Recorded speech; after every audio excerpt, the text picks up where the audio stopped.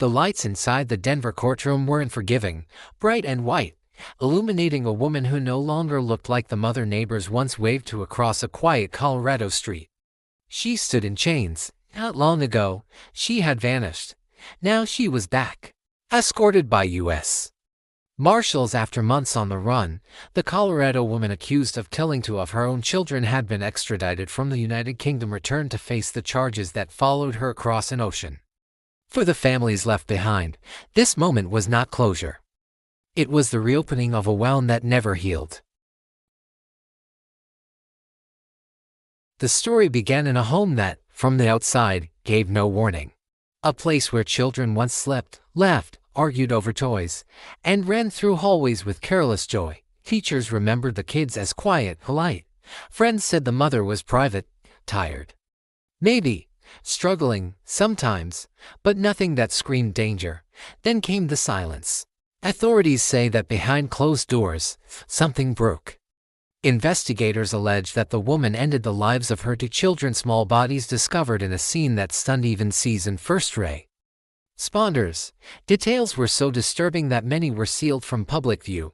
Officers reportedly stood frozen, trying to comprehend how a parent could cross such a line. And then, she disappeared. Within days, law enforcement realized the suspect was gone. Her phone went dark. Bank records showed international activity. Passports were flagged. A nationwide alert turned into an international manhunt. She had left the country. Across the Atlantic. She lived in the shadows. British authorities later confirmed she was found in the UK after U.S. officials issued an international arrest warrant. She had been keeping a low profile, moving carefully, avoiding attention, but grief has a gravity. It pulls truth back to the surface. When she was taken into custody by British police, there was no dramatic resistance, no tears for cameras, just a quiet arrest that marked the end of her flight and the beginning of a long legal reckoning. Extradition took months. Behind closed doors, lawyers argued technicalities. Mental health claims were raised, jurisdiction debated, all while families waited, watching headlines, reliving the nightmare every time the case resurfaced. For them, time did not move forward, it circled. The day she was flown back to the United States, the mood was heavy. At the airport, officers moved with precision. No spectacle, no statements, just the sound of footsteps on concrete and the click of restraints. In Colorado, prosecutors prepared their case. They allege premeditation. They allege betrayal of the deepest trust a child can place in an adult. They allege actions that, if proven, could lead to life behind bars without parole. But for many Americans watching, the case cuts deeper than legal language. It raises the question no one wants to ask out loud.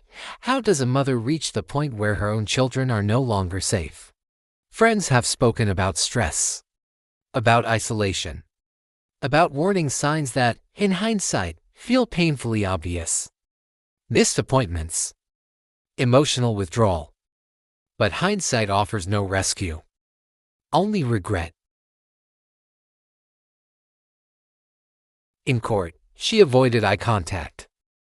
The judge read the charges slowly. 2 counts, 2 names, 2 lives that will never grow older. No first dates, no graduations, no chance to become who they might have been.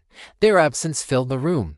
Outside, strangers left stuffed animals and flowers on courthouse steps.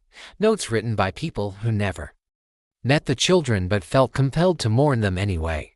Because some stories demand witnesses even if justice comes too late to save anyone, the woman remains innocent under the law until proven guilty.